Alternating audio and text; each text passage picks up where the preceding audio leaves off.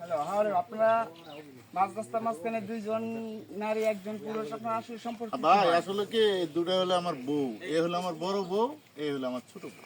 আচ্ছা আচ্ছা, আমি এটা রিপোর্ট করছি, দর্শক দেখছে। আমি আপনাদেরকে কয়টা কোশ্চেন করবো, আপনারা আশা করি সঠিকভাবে আপনি কি answer দিবেন। সাংবাদিক? জি, আমি একজন রিপোর্টার, আমি জার্নালিস্ট।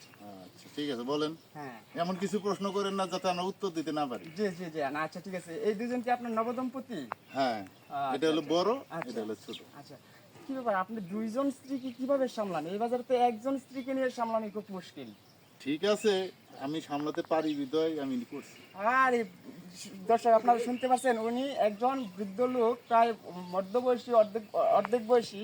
উনি দুজন স্ত্রী খুব সুন্দর সুদর্শনী। ওনার পাশে দেখেন একজন বড় একজন ছোট, দুইজনই মাসাল্লাহ খুব, হ্যাঁ, খুব ভালো, দেখতে খুব স্মার্ট, খুব সুন্দরী।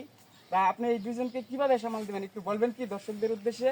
আসলে ঘটনা হচ্ছে কি, আমি আপনাকে যেটা বলি, ইনি হলো আমার আসলে প্রথম স্ত্রী। জি ওনাকে আমার গার্জিয়ানের মাধ্যমে আর কি প্রস্তাবের মাধ্যমে বিয়ে করা হয়েছে। জি, দর্শক আপনারা শুনতেছেন। এক ধরনের মানে যে কোনো চলাফেরার ক্ষেত্রে আমি ওনার আমার ছোট স্ত্রী ওনার প্রেমে পড়ি। জি আচ্ছা।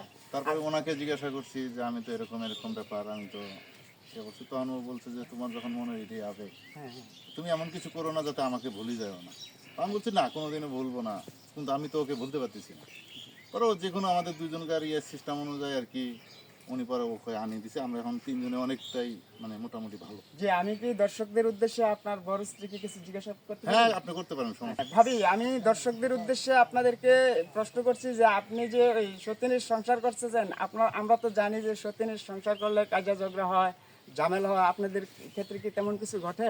না না, দর্শকদের উদ্দেশ্যে আমাদের বলবেন। কোনো ঝগড়াঝাটি হয় না, কিছু হয় না। তো ওরে আমি সতীন মনে করি না, আমি মনে করি যে আমার ছোট বোন। কারণ যেহেতু আমার হাজবেন্ড ওনাকে পছন্দ করছে, পছন্দ করে বিয়ে করছে, তো এই জন্য ওকে আমি ছোট বোন হিসাবে মানি।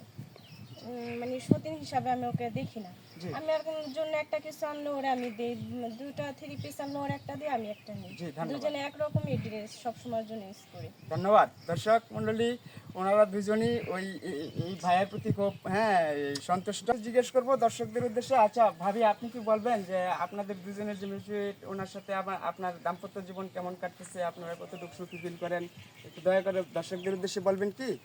হ্যাঁ, ইনশাল্লাহ আমরা অনেক ভালো আছি। তো ও আমার, মানে আমরা কখনো ভাবি না যে আমরা সতীন, আমরা বড় বোন ছোট বোন হিসাবেই থাকি।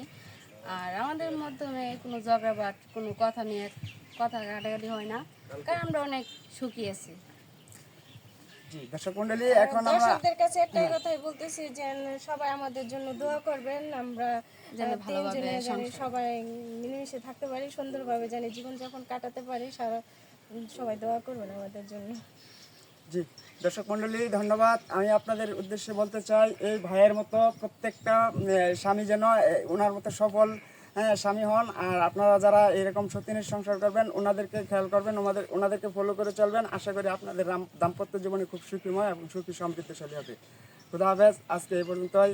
আসসালামু আলাইকুম। আপনারা ভালো থাকবেন। ওয়ালাইকুম আসসালাম। আচ্ছা, আপনিও ভালো থাকবেন। ভালো থাকবেন, আল্লাহ হাফেজ।